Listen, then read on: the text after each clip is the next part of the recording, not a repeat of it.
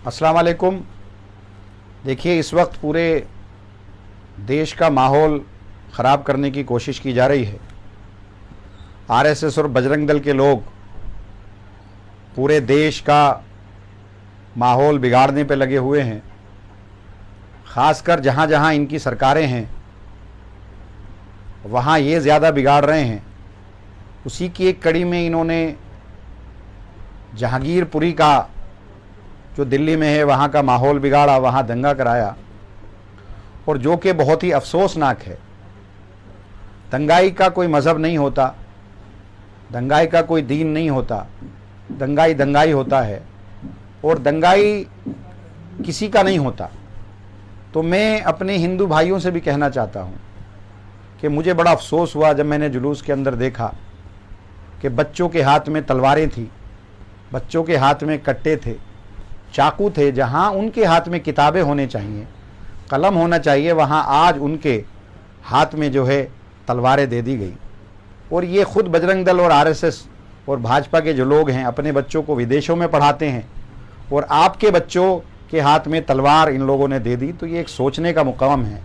खुद हमारे देश के जो है होम मिनिस्टर साहब, उनका बेटा शेखों के साथ में खेलता है, शेखों के साथ में रहता है, मजाक करता है, उनके साथ में बिजनेस करता है और आपके बच्चों को नफ़रत सिखाते हैं।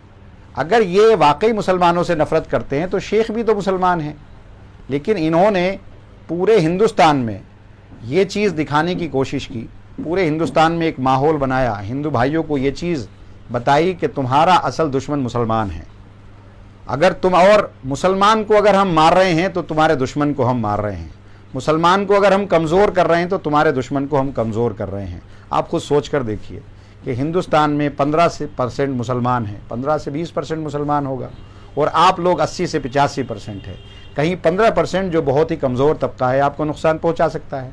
कोई आपके पड़ोस में रह रहा है, कोई आपके साथ में बिज़नेस कर रहा है, कोई आपके साथ में कारोबार कर रहा है। जब मुसलमान की शादी होती है तो हिंदू जाता है, जब हिंदू की शादी होती है तो मुसलमान आता है, जब ईद होती है तो हिंदू आता है, जब दिवाली होती है तो मुसलमान जाता है। तो आप खुद सोचें कि इस मुल्क में मुसलमान हिंदू का दुश्मन कैसे हो सकता है या हिंदू मुसलमान का दुश्मन कैसे हो सकता है। लेकिन इन्होंने पूरे मुल्क के अंदर ये माहौल बनाया कि अगर हिंदुओं को किसी से नुकसान होगा, हिंदू को अगर किसी से जान का ख़तरा है, हिंदू को अगर किसी से माल का ख़तरा है, हिंदुओं की अगर कोई बादशाहियत छीनेगा तो वो मुसलमान छीनेगा। ये माहौल बनाया है और इसी माहौल की वजह से आज ये पूरे मुल्क के अंदर राज कर रहे हैं। मैं ये कहना चाहता हूँ कि अगर मुसलमान इनका दुश्मन है, मुसलमान तो दुश्मन किसी का भी नहीं है, मुसलमान तो अपना रोज़ी रोटी कमा रहा है।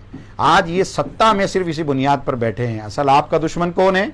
आपका दुश्मन वो है जिसने रोज़गार आपका छीना, जिसने महंगाई आपकी बढ़ाई, जिसने नौकरी आपकी छीनी, जिसने आपके स्कूल छीने, जिसने आपके बच्चों के हाथ में किताबों और कलम की जगह पे तलवार दी। वो है जो आज पूरे मुल्क का भाई से भाई को लड़ा रहा है, वो असल दुश्मन है। ये समझने की ज़रूरत है। और मैं ख़ासकर मुसलमान भाइयों से भी कहना चाहूँगा कि ये लोग पूरे मुल्क का फ़िज़ा बिगाड़ना चाहते हैं। आप अमन के साथ, समझ के साथ, अक़ल के साथ अपने हिंदू भाइयों के साथ मिल करके अपने मोहल्लों में, अपने घर पर रह करके आप अपने माहौल को ठीक करें और किसी भी किस्म का मुल्क के अंदर फसाद न होने दें, आपस के भाईचारे को ख़त्म न होने दें। शुक्रिया। इन्हीं बातों के साथ मैं अपनी बात ख़त्म करता हूँ।